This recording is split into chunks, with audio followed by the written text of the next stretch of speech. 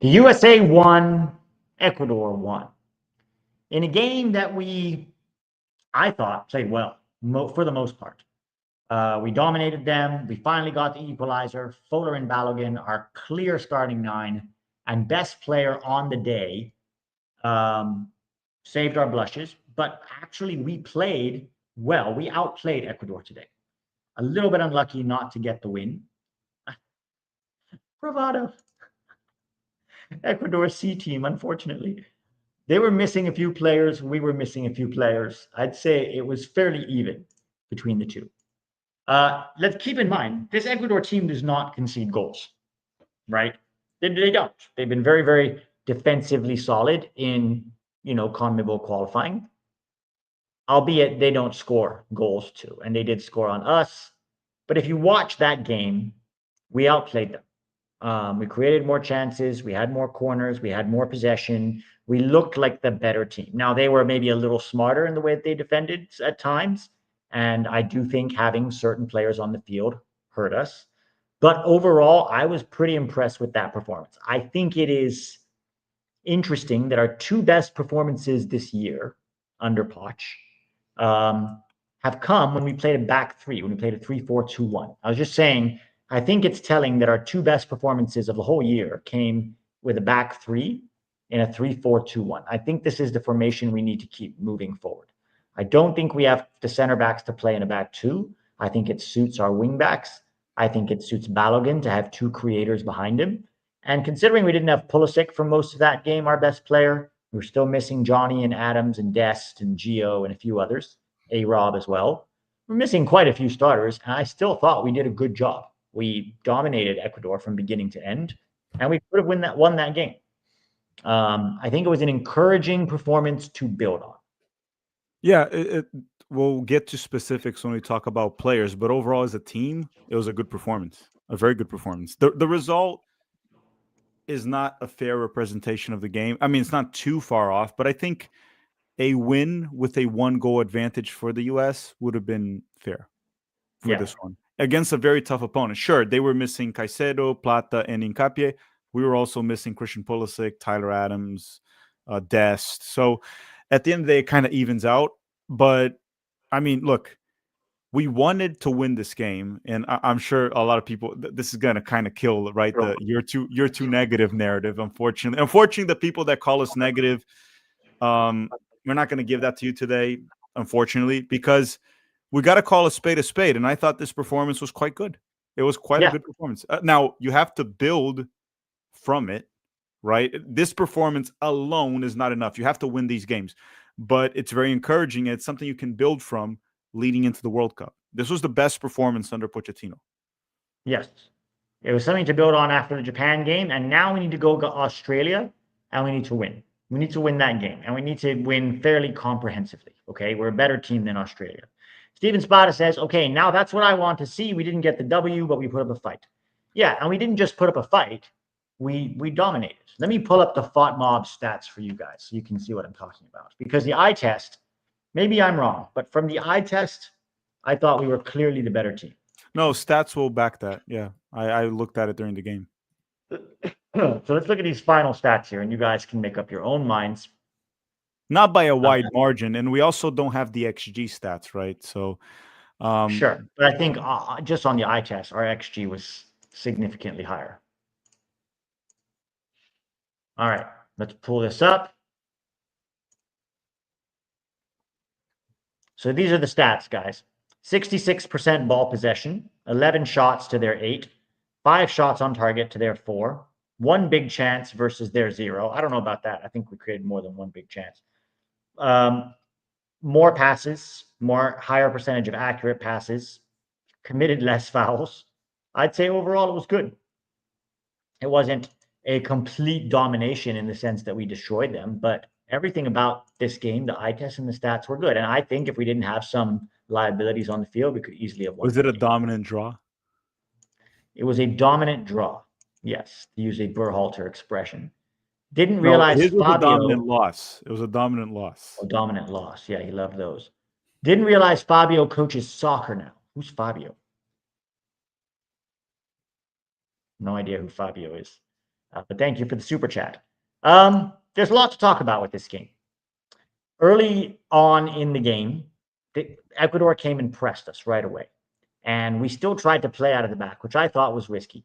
The first 5 minutes, that will happen at the World Cup. They're going to be like, listen, the first 5 minutes, bam, bam, bam, go attack them, attack them, attack them.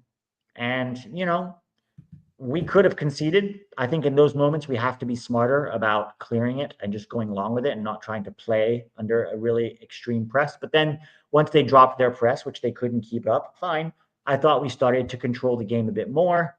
And we started to create chances. Balogun, man of the match for me tonight. Best player on the field. Usually with Balogun, you can say he makes good runs and has good combination play, but his hold-up play is not good. But today, his hold-up play was excellent. He was at the heart of everything good that we did today. No, everything throughout the game. And even the hold-up play was great. Combination play. Almost every dangerous moment we had in the first half was him, sometimes on his own. And ultimately, he got rewarded with a goal. And honestly, the goal it wasn't an easy finish as much as it looked like. He was being grabbed. Yeah. He was being grabbed, and he was also pulling, but he's used to that. Liga is an extremely physical league, right? Messi and Neymar complain about that a lot, even. It's just one thing we keep repeating, and I guess we'll say it again. Balogun healthy is the clear number 9. There's no debate of oh no, Pepe's a different type of player. No. There doesn't matter. They are different types of player, but the gap between Balogun and Pepe, for example, it's actually quite big. So even if you're going for a different approach, you don't bench Balogun. I would argue there is no player in the USMNT right now that is. He's the only player that is the closest to Pulisic in terms of being a threat. Yeah, agreed. It's not close. Steven Spada says, when I say fight, I think I mean when we went down, we didn't put our tail between our legs and do what we frequently do and let emotion get to us. Yeah, I agree. We showed a lot of fight off the ball too.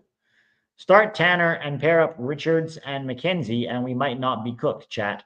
Also, ref was ass. Yeah, the ref had some very questionable calls, for sure. I've seen worse in CONCACAF, but it was bad. Yeah. Good performance where Poch actually chose these players to build. He chose these players and tactics on the right track. Yeah, I mean, I don't agree with all of his selections, and I think we will look better when we have our 2 starting wingbacks in this formation. Like when you have Dest and A-Rob in this 3-4-2-1, I think we're going to end up looking a lot better. But I think we stick with this. I don't want to go back to a 4-2-3-1 against Australia. I think we got to keep this. That's 2 games now. The 2 games that we've looked the best this year have been in this formation. Yeah, and I mean, I'm trying to think here too. I think for the wingback position, we probably shouldn't do Alex Freeman again. If he's going to play, it's that role right there. I know Weah wasn't great, but that's probably the backup wingback. Yeah, also, Weah should be on the bench. We can talk about this throughout the stream, but it's kind of weird because a lot of the roles that he's using for the wingback and right center back, it kind of fits Scally. Yes. It does kind of fit him, but Scally's never there. It's just ironic. I know. It's very sad. Very sad. Is it true that if Poch kept calling MLS players, they were going to take away his green card? I don't think he even has a green card. He just moved here. Don't you have to work here for 5 years before you get a green card? There's special cases where they can expedite it because he's he's seen as an extraordinary talent. But I don't know. I don't know how it works. He might be under just a visa, right? A work visa. Yeah. A work visa. That's why he called European players. Is it true? Julian, I don't think this guy... Oh, he might be on the one that people complain, the H1B1, whatever, the one that could be on that. What they're trying to get rid of yet. No, this is false, Julian. This is false. Did we vary the tempo at all? I didn't see the game. Yeah, I don't know if we varied the tempo as much as the game sort of ebbed and flowed. I don't know how much of the tempo vary was on purpose, but certainly at times we were better than others. But I think for the most part, we controlled the tempo of that game. Wes Smith with actually a very good point here. I'm glad our players were pissed with the result. Stupid Canadian ref. Oh, he's a Canadian ref. Yeah, Canadian. That explains many things. Need more through balls to feed him, though. Did you see Jesse Marsh complaining? Like, this guy complains a lot. He was complaining today in the press conference about how when they beat some team, they were saying, oh, not all their players are Canadian. He's like, they don't like us. and then the other team was doing these naughty things. He's just so whiny, Jesse Marsh. Like, He it's stayed annoying. long enough in Canada. He's become a Canadian. He was always whiny, but it was kind of a perfect fit. We said this from the beginning, remember? He's kind of a good fit for Canada. He fits the way they play. He kind of fits the culture over there. If McKennie and Arfston played better, GG. Yeah, there were a couple disappointing performances today for sure, guys, and we'll talk about them in the player ratings. But mostly I want to talk about the overall for right now. Canada lost to Australia. Oh, that's hilarious. They lost to Australia, Tac. How much did they lose by? I'll check. Hold on. Nice to score versus the clean sheet merchants in CONMEBOL. Also, I believe McKennie should be benched now. Well, look, there isn't really room for McKennie if Pulisic is starting, right? If you're playing in a 3-4-2-1, right? Let's say everyone's healthy. You can play Johnny and Adams in the double pivot, or, Tessman can be back there as well. And then you have Pulisic and Tillman behind Balogun. If Gio's healthy, maybe he can factor in off the bench. But McKennie was not good today, guys. And to be honest, he hasn't been good this season at all. I think that McKennie is probably coming to MLS next year. I think that McKennie is a guy whose poor discipline and bad habits have caught up with him. And it's continuing to show in his game. And in your late 20s, you can get away with it even less than you can in your early 20s. And I think McKennie is not performing for club or country right now. 1-0 Australia on Canada, by the way. That's hilarious. And I mean, it does look like Canada controlled most of the game, more possession. They had 3 times more shots, 8 times more shots on target, but they lost 1-0 to Australia also. It's not Ecuador. Who's Australia's best player right now? What's that forward's name? Actually, I'm looking here at their team. Their starting center forward plays for like Rangers FC. It's called Toure. I'm looking here. I'll put it this way. I consider myself a soccer sicko. I watch a lot of soccer, too much soccer, and I do not recognize any of the names in their starting 11. There's a guy that his name is literally Italiano. Italiano means Italian in Italian. The guy's name is Italiano. It's as if I don't know, if someone's name was Brasileiro or Espanol, the name. Or America. No, American. What's your name? I'm Christian American. No, I know. I didn't ask where you were from. I said your name. No, my last name is American.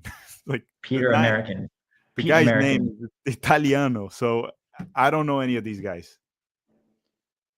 So Jean-Pierre Castro says, Australia is not a bad team. The Asian League is better than CONCACAF. First of all, Jean-Pierre, there's no such thing as the Asian League. There's AFC. I don't know if AFC is better than CONCACAF. I think some of the top teams like Japan and South Korea are better, but I don't know if it's necessarily. It's probably better than CONCACAF. But you look at Australia. We're not looking at AFC. You're looking at Australia. Just on their player pool alone, it's not. They're well organized. They defend well. They're physical. They get in your face. I'm not saying they're a bad team, but they're a team that you would expect to beat and should beat. Brett Oppenheim, I know McKennie wasn't great today, but don't forget our best goal-scoring opportunity was a bending long pass from him to Balo. Yeah, look, he had some good moments, Brett, but I think overall we expect a lot better from Weston McKennie in a national team shirt. He was the second most experienced starter out there today. He has 60 caps, right? This is a guy who's been involved with this team since 2017. And it's not just today. His form for Juve has been quite poor this season as well.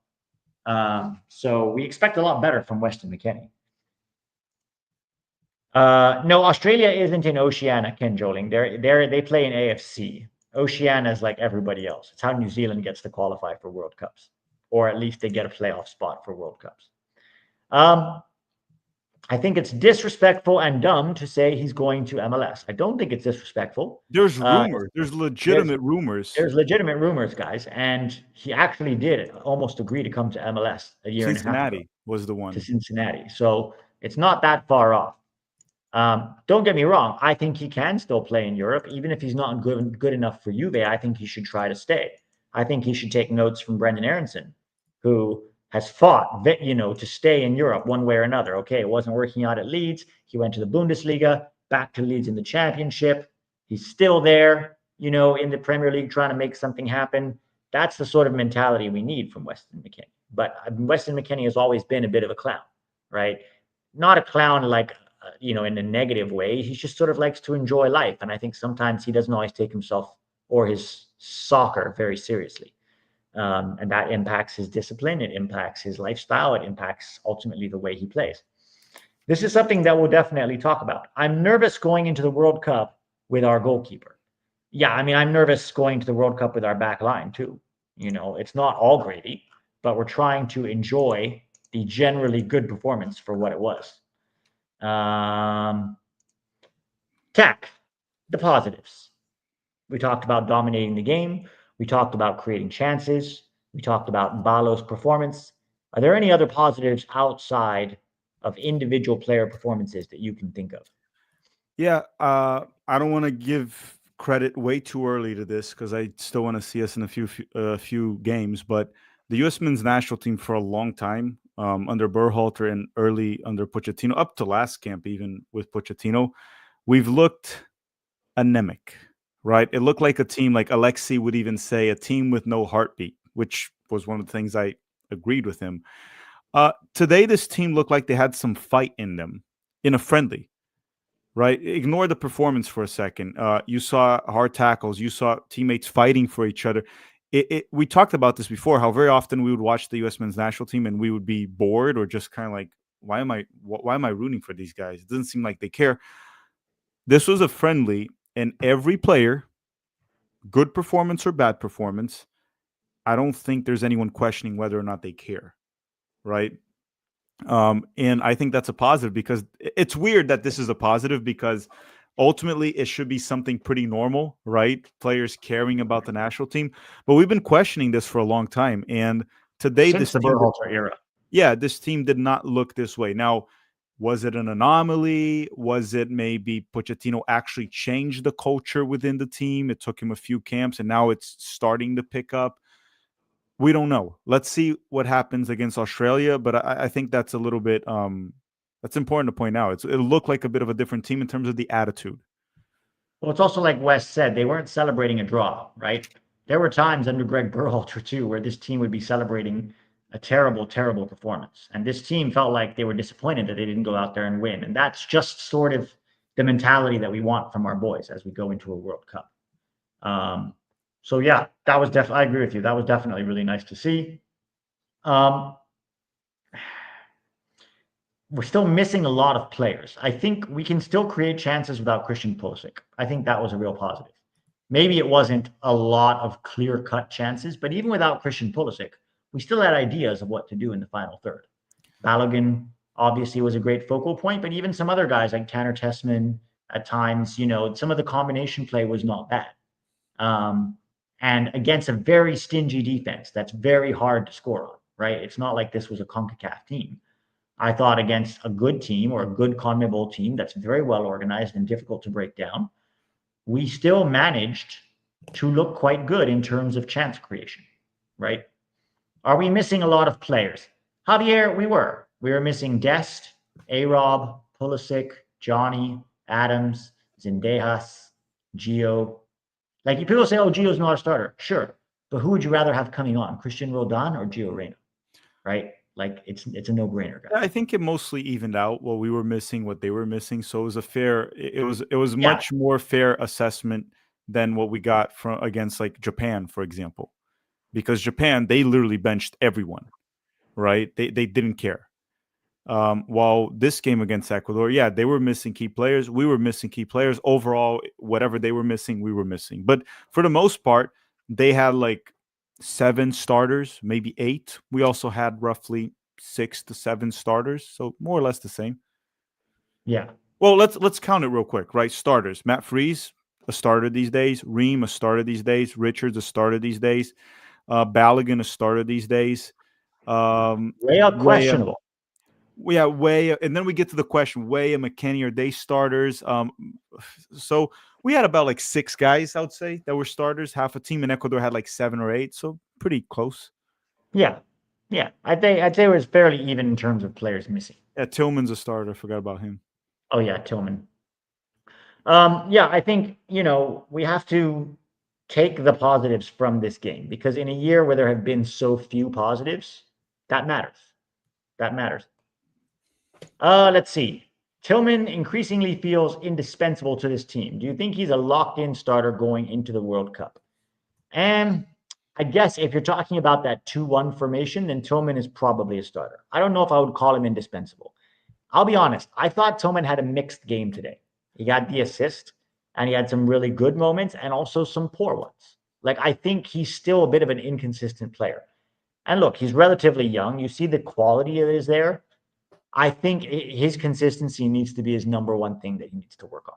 Like, he'll do something amazing with the ball and then sometimes just give it away too casually or make the wrong decision or try something too complicated and end up giving it away. Well, So, also when we talk about that, Pete, it also depends who's gonna replace him, right? right. It would have to be maybe Gio Reyna, but as it stands right now, Gio Reyna is not competing with him. He's not playing. He's He's injured. injured. So yeah, as of now, I think Tillman is a lock because there's really no one even competing with him. So Yeah. he has to be a lock to start. Now, has he been consistent? No, but to be fair, who has been consistent? The U.S. national team, no one. Yeah, So exactly. yeah, I would say he's a lock right now, unless a lot changes. So David Tinty says, who should be our starting midfielders if McKennie is playing poor? I don't know about Aiden Morris, but Tessman was solid.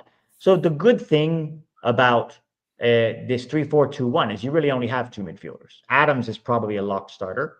And then next to him, you have Johnny. If Johnny's not healthy, you can put Tessman there. McKennie could also play better, maybe in a deeper role. Today, he was playing as, a inverted winger / creative midfielder, which is really not who McKennie is. So you could give him another chance against Australia. Maybe put him and Tessman together in that deep role. Sit Aiden Morris. We'll talk a little about what we should do against Australia. So I'm not saying he can't start, but really we have enough okay midfielders in that double pivot because really what you're looking at is who are the two behind Balogun. Right now it's Tillman and Pulisic.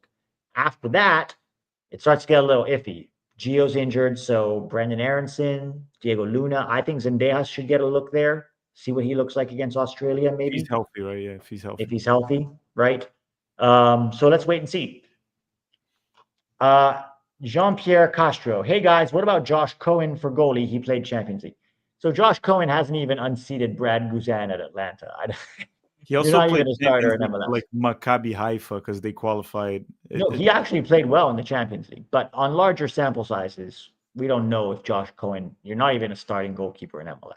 Like that's, No, but again, also I just want to add again that there's playing in the Champions League and there's playing in the Champions League, right? You know what I'm saying? No, sure, but in terms of his actual performances in the Champions League, he looked pretty good, and that's why I thought it was interesting when he came back to MLS and couldn't unseat Brad Guzan. It was like, Brad Guzan isn't exactly the guy to unseat either. It's not a lot of games in the Champions League, so sometimes a pro player can look good for a short period of time and mislead many. Sure. Why does everyone say the 3-4-2-1 thing? Because that's how we're playing, Logan. The 3-4-1-2 would be better with Pepe and Balo up top together. So to do that, who would you take out? You'd take out Tillman. Well, can I just say one thing about Pepe? Pepe is like a poacher. He's not fast to counterattack. He also doesn't really drop deep and play make like a Harry Kane, for example. So yeah. How would Pepe fit in this system? If you're going to play two up top, it's going to have to be like Pulisic and Balogun or Balogun and Weah, players that are direct, fast, and with Berhalter's favorite word, verticality. Ricardo Pepi, I could see him working if we're chasing down and we're down a goal or two and we're just lobbing in crosses and playing against a low block, a team that's defending. If you want to play on the counterattack, which clearly is our strength, Pepe is kind of slow. He's not going to be dangerous in transition, and he can't really drop deep into midfield and let's say, put a through ball to Balogun. That's not going to happen. I don't see a scenario where Pepe starts unless it's a game we need a result maybe, and we're going to be playing against a low block. Then maybe, but outside Even of that, then, I'd still start Balogun. I would still too. It's just like I think if if anyone hasn't seen it yet, the gap between Balogun and our other center forwards is as big as Pulisic and the other wingers. Agreed. It's as big. And we wouldn't bench Pulisic. So we don't bench Balogun. And also, but he was talking about Balogun and Pepe starting. I'm just saying that if we're playing on the counterattack, it just doesn't really work for Pepe. It really doesn't. No. But it's good to have a guy like Pepe off the bench, right? He's still our number 2, right, striker after Balogun. Especially if you need a goal. Yeah. They attacked Ream on slower built drives. I mean, they attacked both channels. They attacked Miles, they attacked Ream. Oftentimes, Richards was the one doing cleanup. And we're going to talk a little bit about Ecuador's goal and who's at fault and, what we can learn from it. But it wasn't just Ream, Super Blood Wolf Moon. It was they attacked the channels quite well. They also attacked Arston a lot because they sniffed blood in the water. Let's talk about the goal that they scored. Right? Did you watch it again? Aiden Morris, who I thought was quite poor today, went in for the challenge, completely missed the ball, and Richards had to cover. Richards got turned for sure. He got turned, and he had to play catch up. Richards should have done better. He got turned too easily there. So I think the majority of it is on Richards. I think Morris obviously was very poor with that interception. And then I think Matt Freese could have done a lot better. I also think Matt Freese was flat-footed. Like, I watched it again. I don't even know if his positioning was as bad as his late dive. And I think he was dived late because he wasn't on his toes. He looked very flat to me, and he dived quite late. It wasn't like a rocket shot either. It was kind of a medium shot in terms of speed. And it wasn't from close range. He was entering the box. Yeah, and it was from an angle too. Like, it wasn't central, right? Richards at least was forcing him somewhat wide, right? So, because people don't watch the live watch along, it's more or less what we talked about there. They don't rewatch it, right? It was one of those where it's not really Matt Freese's fault, the goal, but it was a very savable shot. That's the concern. Yeah. That's the concern because we talked about it. In the World Cup, it's fine margins. It's like one detail, one mistake, and boom, it's over. So that right there, a goalkeeper making that save and keeping you in the game might be the make it or break it in the World Cup. Like it kind of was today, right? We didn't win the game probably because of that. If he makes that save, we might have won the game. Yeah. So these details matter, and that's how you win or lose a game in the World Cup, especially the knockout rounds, right? We know how those games go. We even talked about this in the 2022 World Cup, right? If Pulisic scores first, the goal that he missed against the Dutch, that's a different game. That's a completely different game. Even though I think we still would have lost, but it's a different discussion. Yeah. All right, we've got a quick word from Patreon. Thanks, Patreon is not only a great way to support the channel, it's filled with elite content I can't put out on YouTube. The top 10 that you see on YouTube every week, that's available on the Patreon with the actual clips from the game instead of just a sketched screenshot. After every USMNT game, I put a 20-minute breakdown of the game with my commentary and tactical insights, usually things I didn't always catch the first time around in the post-game stream. With the Under-17 and Under-20 World Cups coming up, I plan to do the same for these two tournaments just like I did last time. There's also extra content like young player scouting reports or all-touch comps from certain players of interest. Thanks to everybody who is already supporting the channel via Patreon. It really helps to keep me going and continuing to do what I do.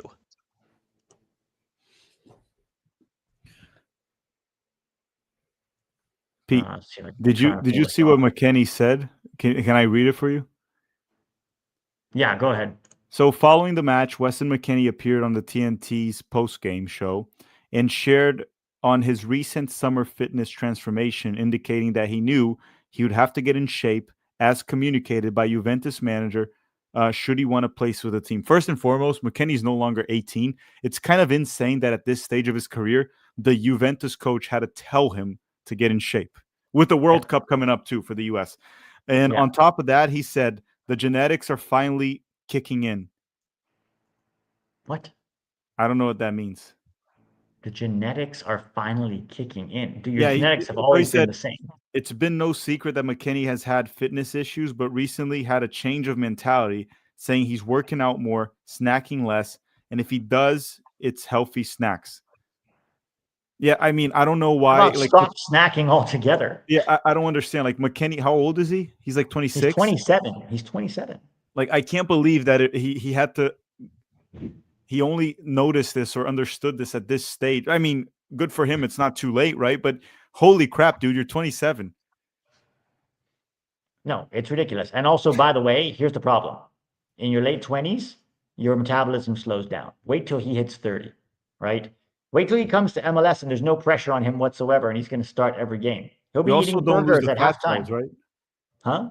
I think you also don't lose the fat cells, so it becomes harder and harder as you gain weight, lose weight. It becomes harder. Yeah, and he's had this problem his entire career. We've been talking about this with McKennie for years.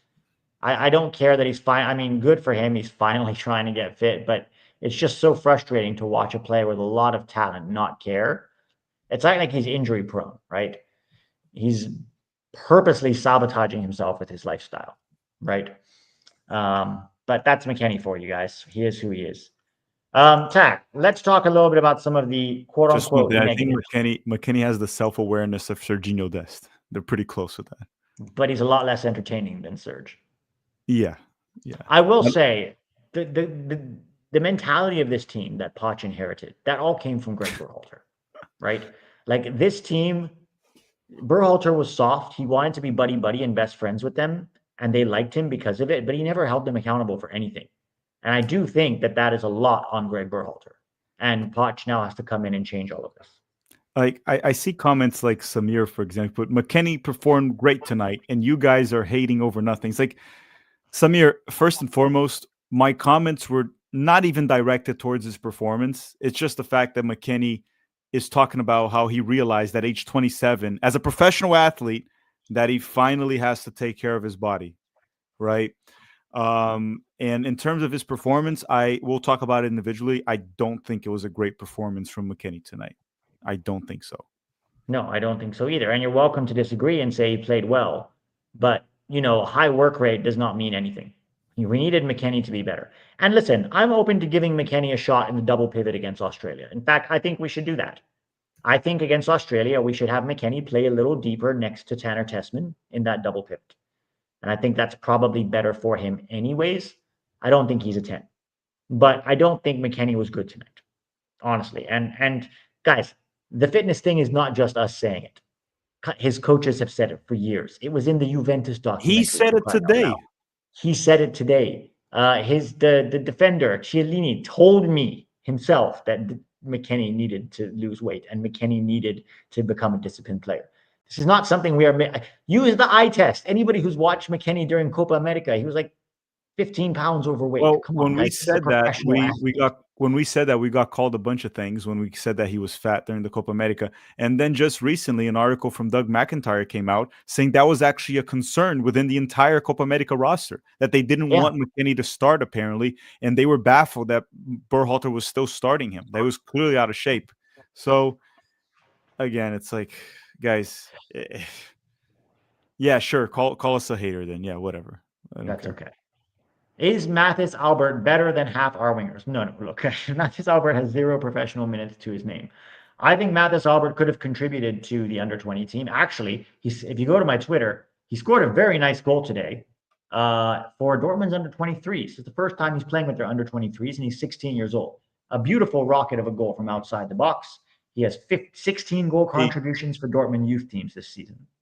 Yeah, that's Landon. With his hair. It's so bad.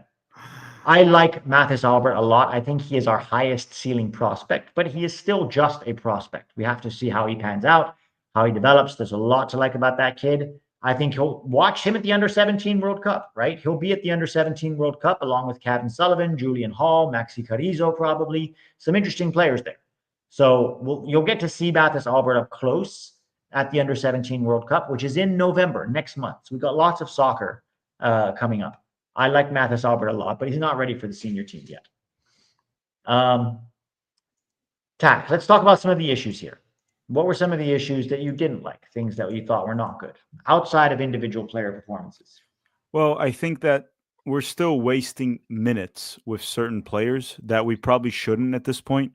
I'm going to say that Miles Robinson was actually good in this game, in my opinion. I thought he was good. But I do think also it's a player that we should have been giving minutes to McKenzie for the most part to see how McKenzie does.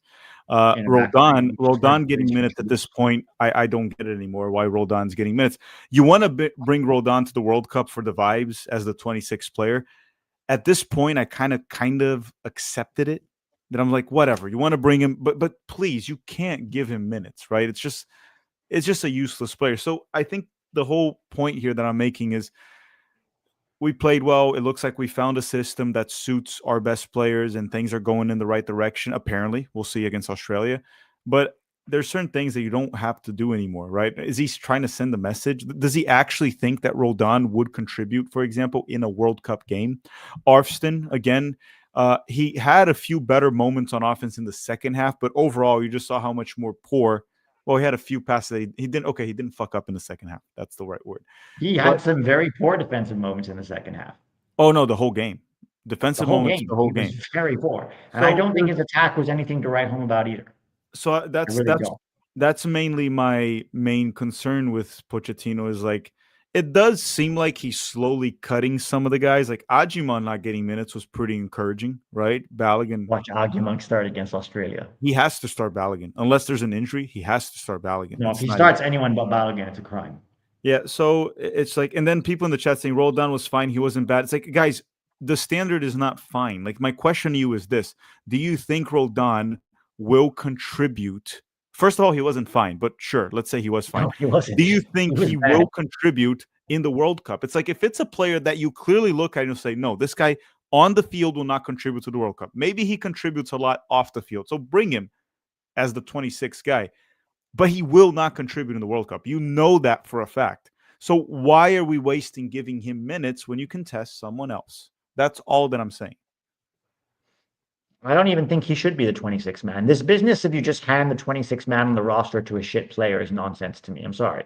I know you've accepted it, Tac, a little bit, but I'm going to push back. I think it's ridiculous to just hand minutes to a guy because he's a good guy. Otherwise, go get Tony Robbins. Like, if that's your 26th man, fucking get a motivational speaker. Oh, motivational speaker. Okay. Yeah, like, no, I'm sorry. He's not a good player. He's just not at this level. He's had a nice little MLS career for himself, and good for him. But it's absurd that in 2025, he's still not only being called up, but being given minutes.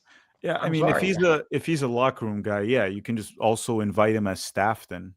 Yes, although Seattle probably won't let him go in the middle of the season. Although they will pause MLS for the World Cup. So then just bring Roldan, good water boy, you know? Prepare him to be the future USMNT assistant coach. Yeah, and maybe he'll be a very good coach one day. Who knows? Arfston was good on the ball, I thought. I have to disagree, S27. I don't think he was good on the ball. Samuel Cutts saying, sorry, Pete, he had a nice through ball, and that foul on him was a bad call. No, the through ball was way too hard. That's why nobody could run onto it. He's talking about Roldan. And that was a foul on him, the one where he just barged into the player. I have to disagree with you there. I think for me, the issues are relatively small. Basically, I agree with what you said. I still think that we have a bad habit of getting caught out defensively. So when we're high up the field and we're pressing and we're trying to win the ball back, if we don't win the ball back, we're still very, very suspect defensively. And at times, Richards did a really good job of covering for both Ream and Miles, but we were caught out defensively several times. And if it wasn't for Richards, we could be in danger. Remember, Ecuador is not a team that scores a lot of goals, right? But most teams at the World Cup will be more of a threat than Ecuador. And we have to keep that in mind about the way that we set our high line, which I understand we're trying to press high up the field, but you can set that high line up in such a way that you're not so vulnerable defensively. For example, Miles, way too high up the field. And I don't even think that's on Miles. He seemed to be being told to do that. I don't know why. You have wing backs that can press. You have midfielders that can be high up the field. Keep your back three in a straight line. I don't understand that. So that was another thing that I had issue with. But let's talk about what to do against Australia, and then we'll do player ratings, and Tac, you can go. Against Australia, would you give Matt Turner a shot, or do you still ride with Matt Fries?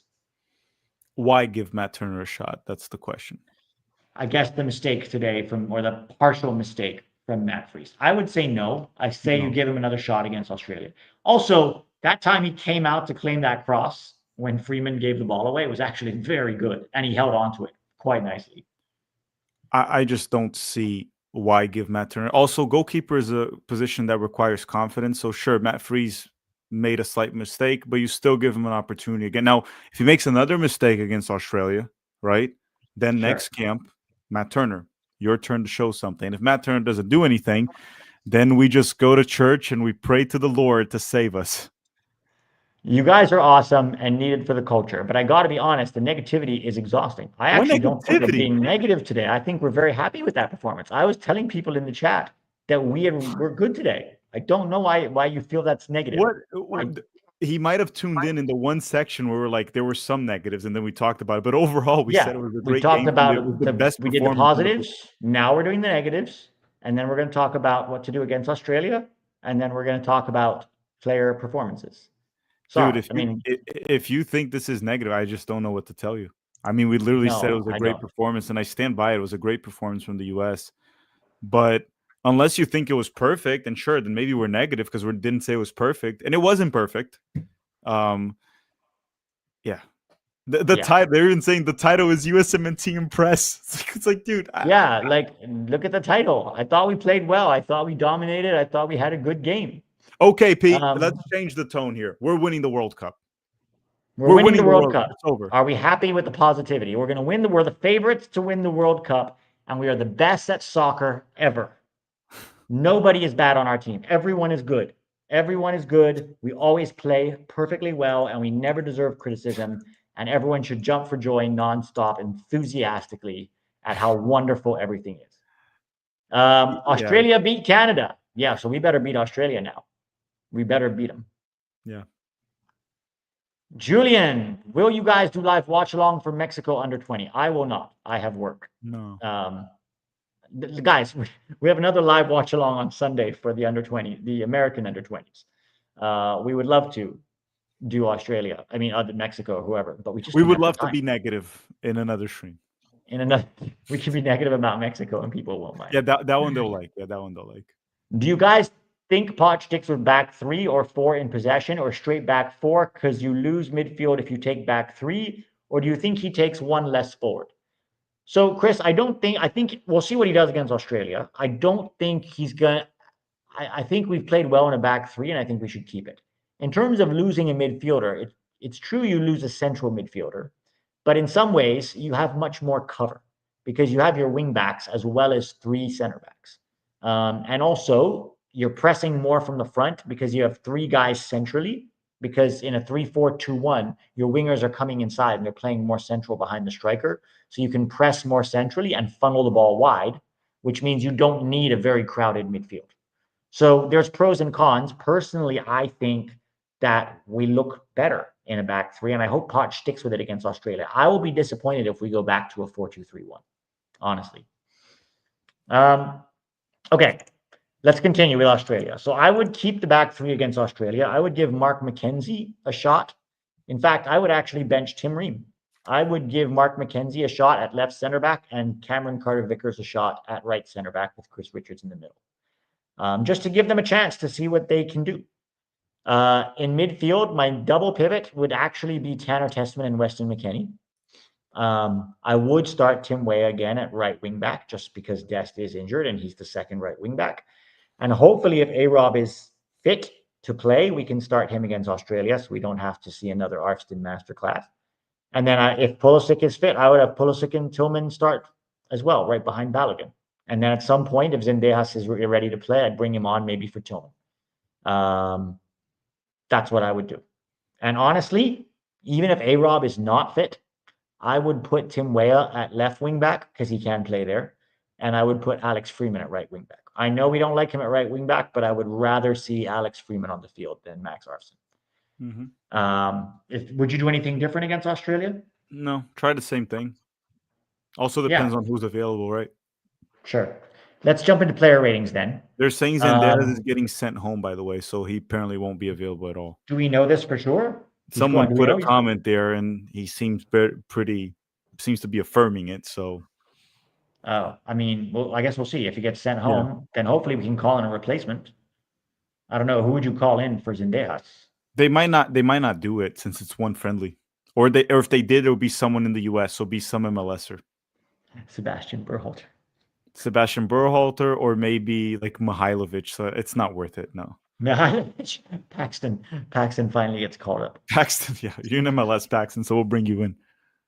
Let's do the player ratings. Mm-hmm. Matt Freese. I'm going to give him a 6-6. And I think that's I generous. can't give him a 6. I thought he was at fault in that goal to a certain extent. Yeah, and he didn't have much else to do apart from that one very good cross he claimed. 5 is fair. I'd say 5. I give him a 5 because the goal wasn't like a blatant mistake from him, right? But That's the thing. It wasn't like on him, but he could have done better with that goal. I'll give him a 5. Julian, I'll get to the super chats in just a second. We're gonna let Tac go after the guys. I'll cover the rest of the super chats after player ratings. Okay.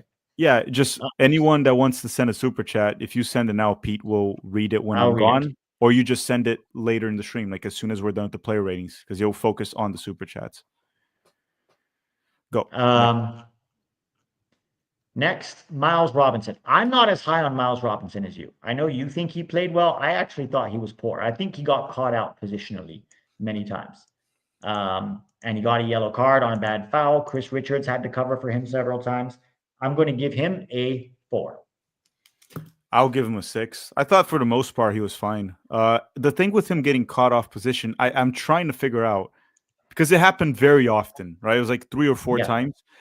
Was he high up the field because of himself? He chose to do so, or Pochettino? But ultimately, he's the one doing it, right? So you can say he was set up to fail, but if I'm rating his performance, you can't leave your defense out to dry if you're a center back. So I'm giving him a 4. Outside of that, I don't remember him making many mistakes. I thought defense. I'll give him a 6, slightly above average. Okay. Yeah. Chris Richards, you go first on Richards. I actually thought he was really good. And people are going to say, but the goal was his fault. True. A good portion of that goal was his fault. He did get beat, and he didn't catch up to a 37-year-old forward, Ener Valencia, which is still a very fast player, by the way. But I actually thought that Chris Richards was our best defender throughout the game, winning all of the duels, almost scored a goal to get his redemption right away, right? Almost scored a goal. Despite the mistake on the goal, which obviously we have to deduct the point there, I'll give him a 7 with the deduction. I'm going to give him a 6 because that goal was a good part his fault. So you gave him a 7 and you deducted a point. Yeah. I mean, I might have deducted 2 points for the goal. Like, I would have given him an 8. It was a near perfect game. Outside of that, it was actually almost he won everything in the air. He was good on the ball. Almost scored. Almost scored. He covered Arston's ass. He got a yellow because Arston couldn't defend. So I would have given him higher than that, but because he was quite culpable on the goal, I'm giving him a 6. Max Arston. No, Ream. I'm going to give Ream a solid 7. Yeah, I would say the same as Richards, but we don't. Well, I'll give him a 7. Yeah, he made no mistakes, Tim Ream. Yeah, and I thought he was solid enough. And then Arston. You go first on Arston. Defensively, he got beat many times. I would have to rewatch the game to count how many, but I can easily remember like 3 or 4. One of them in the second half was actually kind of ridiculous. So, yes.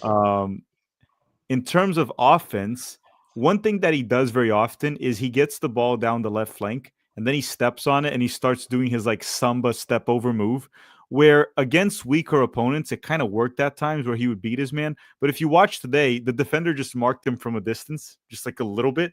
Yeah, and he can't do shit. Dance. He struggled. He might have tried it many times. He created space maybe once. And then the cross was poor right after.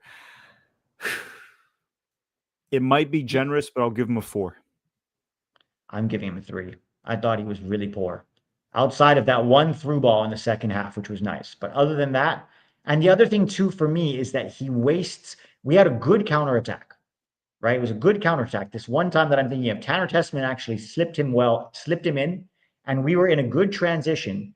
And then because Arston took 8 seconds dancing on the ball and not doing anything with it, it allowed the entire Ecuadorian defense to collapse back. And then by the time he passed it, it was a backwards pass, and we had completely killed the transition.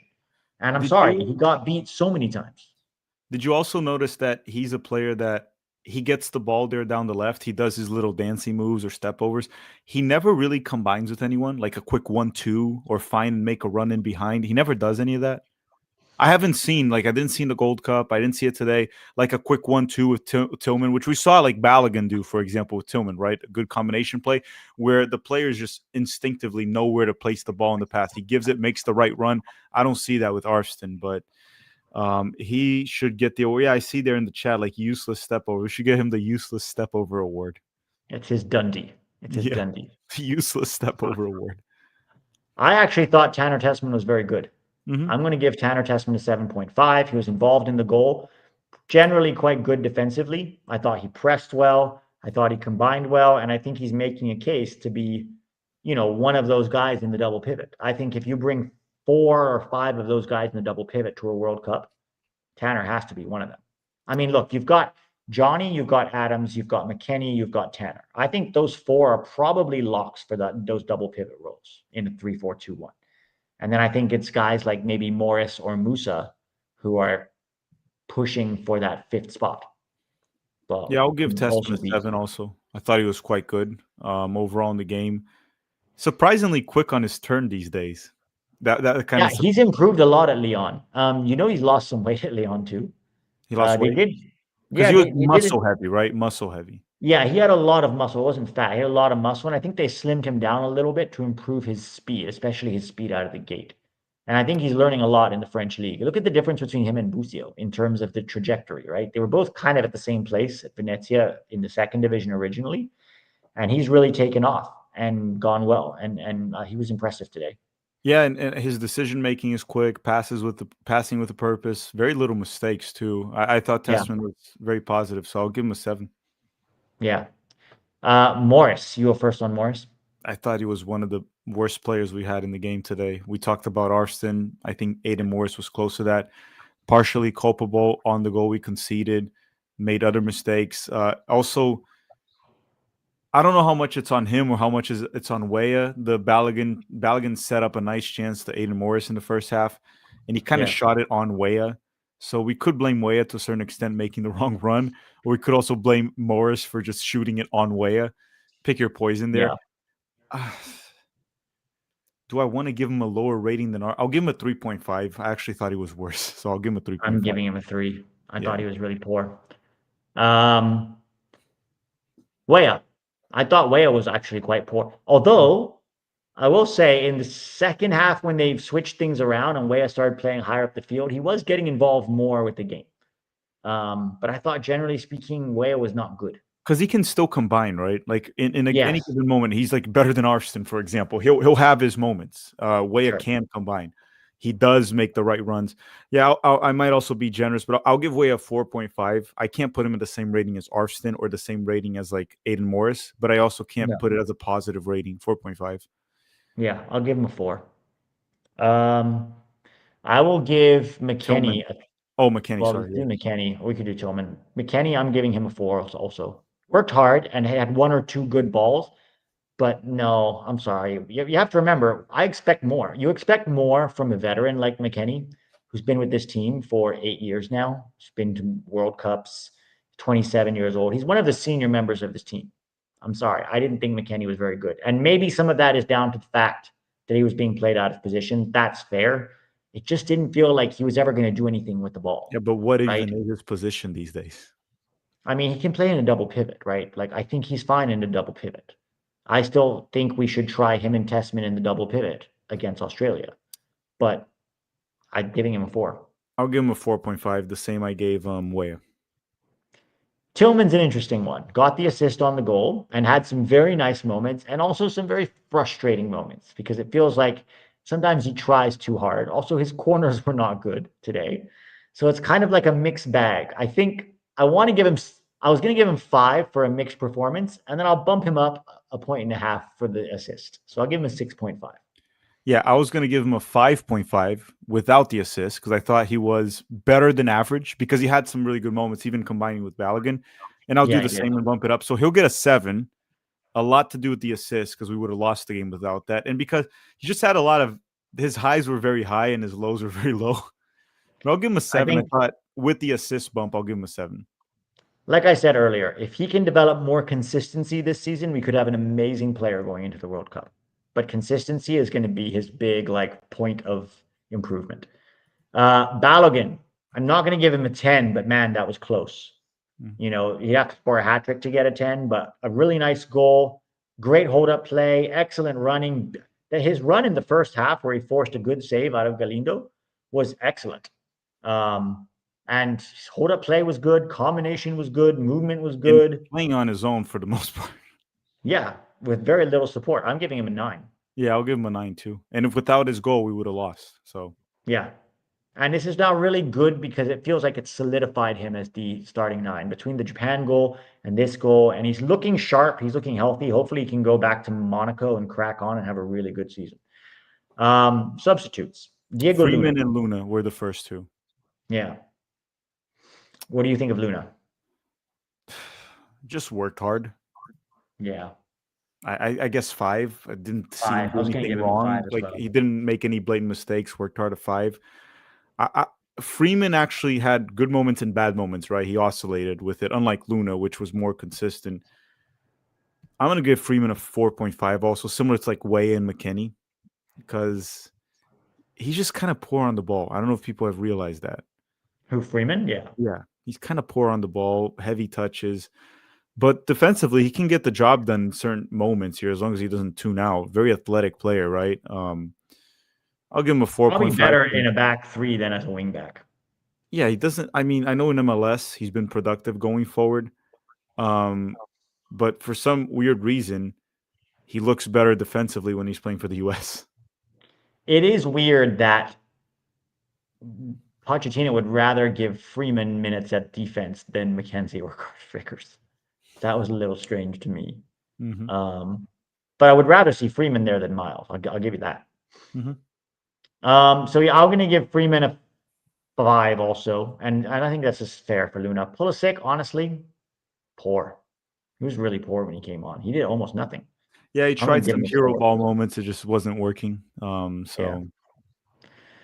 Haji Wright's the other one. Too late. But there's one more. Hold on. Roldan. Oh, McKenzie 3. came on too, but later, right? 75 That was minutes. later. I'm giving Roldan a 3. It's telling that we stopped creating chances as soon as Roldan came on the field. I'm just not going to rate Roldan. I just find him useless for the team, and I'm not going to rate him because I don't think we should be even giving him minutes or judging him at all. It's just not a player that should be there, period. I'm tired of it. So 2 super chats. Oh, no, let's do Poch and then you can go. Poch did well today. Not perfect, but I'll give it 7.5. 7, 8. Yeah, the draw. Pulled the draw too. Pete, I'll let you read the super chats. I'm going to rush to go finish the 7 things you learned. Guys, thank you very much, everyone. Don't forget to drop a like. Bye-bye. Have a good night. 7 things we learned tomorrow. Check it out on Tactical Manager. And Sunday, we have the U20. So there's that. Sunday, we have the U20s against Morocco in the Under-20 World Cup. Okay, now you guys can flood him with super chats because I'm gone. Send me super chats now, guys.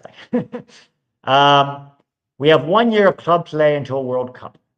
Less than a year, right? Which player do you see hitting a higher ceiling in the next 6 to 7 months? I'm going to be honest. I think that Mathis Albert is someone to keep an eye on. If Mathis Albert makes his debut with Dortmund's first team in the Rückrunde, I believe it's called, or the second half of the Bundesliga season, I think he could be a late dark horse to go to the World Cup. So I'd say keep an eye on that kid. I think Mathis Albert has something there. Noah Kai Banks is obviously the other one who, if he plays well, I mean, he played really well in the start for Augsburg against, Wolfsburg, even scored, looked quite comfortable. He's with them now. He didn't come into camp, so he's there working hard during the international break. Hopefully he starts again on the next weekend. And obviously he's a guy that could really help out that back line. So yeah, I'd say those 2 are the guys that I think, could improve the most in the next year. And the last super chat here is from Julian Vivas. No argument today. Thoughts? Thank God. Thank God. Thank God. We're all very happy to see that. All right. Patreon video will be out not tomorrow because I have work, but Monday morning. Oh, I'm sorry, Sunday. Sunday morning, the Patreon video will be out where we break down this game. And then obviously Sunday afternoon, we have the Under-20s. Under-20 World Cup final. The goal is to get past the quarterfinal. We've been now 5 times to the quarterfinal, but we can't seem to get past that stage, right? So now is the time. Can we do it? Let's come together, watch the game. If they beat Morocco, it'll be pretty historic for this Under-20 team. All right, guys. Have a great night. Thanks for all the support. Thanks for hanging. Thanks for the super chats. Thanks to all the Patreon subscribers. I will see you all on Sunday.